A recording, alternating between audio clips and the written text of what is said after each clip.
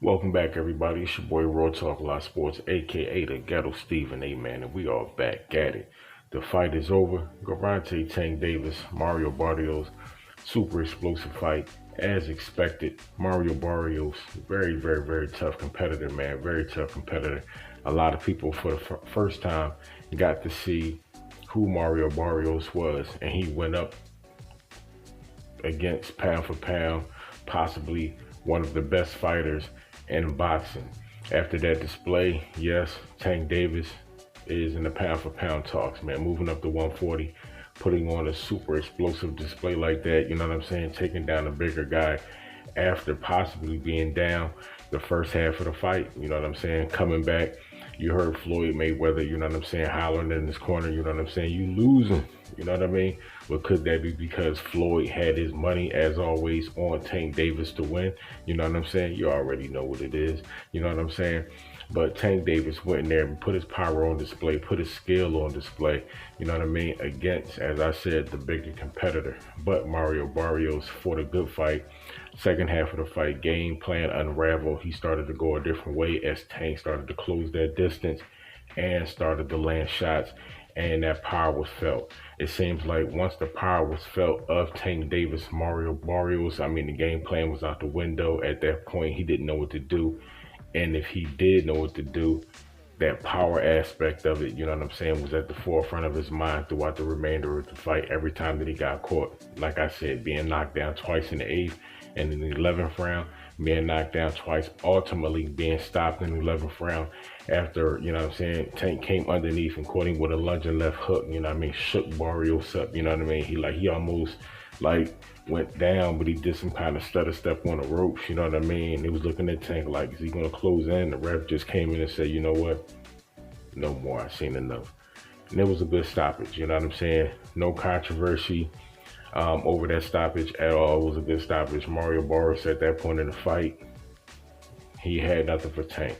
Tank was going to wind up really putting him to sleep if he chose to continue to fight. But as I said, the fight was stopped. So moving forward, will Tank campaign at 140? Can Tank Davis campaign at 140? Regis Prograis already called him out, claiming that LB Mayweather, they won't put him up against him. You know what I'm saying? Because they know Tank will get knocked out. But Tank has said himself, he's going back down to 135. So if he's going back down to 135 and he's not going to campaign at 140, I guess at some point the belt will be vacated. And somebody will have to fight for it. But Tank Davis has displayed and has showed, not only, as I told you guys, go back and check out the previous videos. While you at it, don't forget to like, comment, and subscribe. Tank is a smart guy. He's a smart fighter. And for him to be down in the early part of the match and then to come back and put on that display and put on that performance, and just to, as always, show his super explosive power. And people were talking about, even I had to say, will that power carry up to 140? Will it carry up? Because I told you guys in the previous videos, the weight that Tank put on was muscle. Will that affect not only his power, but also his conditioning moving to the later rounds of the fight? Not at all. As I said, Tank trained very hard for the fight. And it showed, you know what I'm saying? He didn't gas out. Going into the later rounds of the fight, he had energy, you know what I'm saying, not only to close the fight out, you know what I'm saying, but to close in on Mario Barrios and be the aggressor and land those devastating dominant shots, you know what I'm saying? And he took some good shots from Barrios as well, you know what I mean? So as always, Tank can take a punch. So not only he can give a good punch, but he can take a good punch as well, you know what I'm saying? So 135, Vasily Lomachenko went in there, dismantled Nakatani. So it's some possible super explosive fights, you know what I'm saying, at 130 and 135 moving forward. And now Teofimo Lopez in the Cambosa situation, Teofimo coming down with COVID, that fight, being postponed. We're going to see how things, kind of unfold as far as that.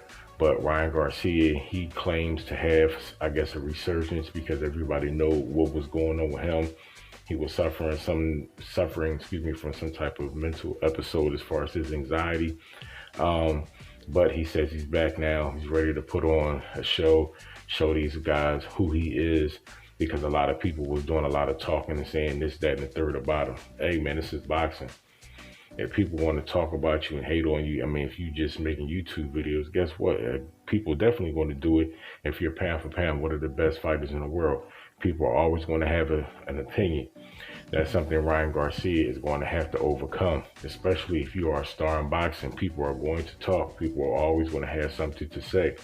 But what do a star do? Stars rise, they shine, you know what I'm saying? That's what you have to continue to do. You have to keep on rising and elevating, you know what I'm saying? Keep looking down at it. You don't look down on people as far as who they are, but you always have to rise above the bullshit. Excuse my language, you know what I'm saying? So when you're looking down, that's what you're looking down from, because you're rising above it all, you know what I'm saying? But the lightweight division, Teofimo Lopez, Tank Davis, I think that'd be a super explosive fight, because Ryan Garcia has nothing for Tank. Devin Haney, in my opinion, has nothing for Tank. The only fight, not only as far as entertainment wise, but as far as an opponent going in there and being able to put on an offensive display that can not only entertain, but possibly give Tank problems, I would have to say is Teofimo Lopez. So moving forward, I would say that definitely could be the fight, the largest fight in those division, in the lightweight division, you know what I'm saying, moving forward, for these two guys to meet up, you know what I'm saying, at 35 and get it done, you know what I'm saying? Because as I said, I don't think Haney can beat Tank. I most certainly don't believe that Ryan Garcia can beat Tank, especially not now. You know what I mean? I don't think Devin Haney can beat Tank right now. Can Devin Haney possibly beat Tank in the future? Yes, but I believe Devin Haney's power is going to have to increase. I believe he's a great boxer, great young boxer, but I don't think he has the power in order to compete with Tank. Yes, Ryan Garcia has speed, but he doesn't have the power in order to compete with Tank. In order to keep Tank at bay, you got to be able to, you know what I'm saying, you got to be able to crack. Tank is used to going in there and fighting bigger guys and sparring. That's why a lot of people are surprised the way that he handled Mario Barrios. And I know for the sake of videos and reporting, people don't talk about it, but the fact is, in the gym, Tank fights bigger guys all the time. So him going in there and fighting Mario Barrios, it was basically like an elevated sparring session. You know what I'm saying? And he was getting paid for it. You know what I mean? But his talent, as far as Mario Barrios, was not that of somebody of just sparring. You know what I'm saying? He's a world class, you know what I'm saying, current, former now WBA champion. But as far as his size, yes, that could have been an advantage if Barrios could have executed that game plan, which he did the earlier part of the fights. But as I said, once he felt that power, all that stuff was out the window. You know what I mean? But Tank Davis is a very, very, very super explosive fighter, man. You know what I'm saying? Tank ain't going nowhere. It's a lot of talk about, you know what I'm saying, Floyd is trying to still overshadow him at this point, possibly. But Tank Davis, at this stage of his career, guess what? In a minute, Tank is going to basically start doing his own thing. I guarantee you that. You know what I'm saying? A lot of these young guys, like you look at Devin Haney, Mikey Garcia, you know what I mean, Danny Garcia, a lot of these young guys, you know what I mean, Errol Spence, the Charlo brothers, like a lot of these young fighters, you know what I'm saying, like they're starting their own promotional company. Yes, that's another check, but at the same time, you're solidifying and stamping your stamp not only on boxing, but you're showing the people and the business side of boxing, you know what I'm saying, who you are. Yes, I'm a fighter, but at the same time, I'm representing the business aspect of the game as well.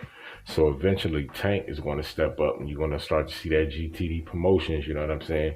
And I'm going to guarantee you know what I'm saying, although he is with Floyd now, I guarantee you, man, Tank is going to start to drift away from Floyd money way. I mean, they still may be cool, but as far as being, you know what I mean, signed to them, you know what I mean, being under their tutelage, eventually that's going to go away. I really don't see Tank being with Floyd for the rest of his career. I don't think that's going to happen. You know what I mean? Because in some ways, Floyd does try to still kind of you know what I mean, suffocate the limelight a little bit. You know what I'm saying? I mean, that's Floyd Mayweather, man. You know what I'm saying? That's money made all day. You know what I mean? Flashy and flamboyant to the end. And it doesn't matter who he's on the stage with. He's always going to take a part of or take all of that shine. I think that's who Floyd is. You know what I'm saying? And the bigger the star that you are, like Tank Davis is, you know what I'm saying? That's just like irresistible to Floyd. You know what I mean? He has to be around that stage, if not on it. You know what I'm saying? He has to be in that shot. But at the same time, Tank moving forward, not only he has a great future, you know what I'm saying, but Tank can write his own ticket, man. Between 130, 135, and possibly 140, you know what I'm saying? Tank can make some things happen, you know what I'm saying? He has the belts, he has the team to get it done, you know what I mean? So moving forward, man, I can't wait to see how things are going to unfold in the 130, the 135, and the 140-pound division. Although I think it can be talked about for Tank, the campaign at 140. I truly believe that he possibly will go back down to 135. I don't think he's going to try to stay at 140 and have too many fights, if another fight at all. So we're going to see. The Talk Nation Stand Up. It's your boy, man. Don't forget to like, comment, and subscribe. Catch you guys on the next one. Talk Nation Stand Up. Peace.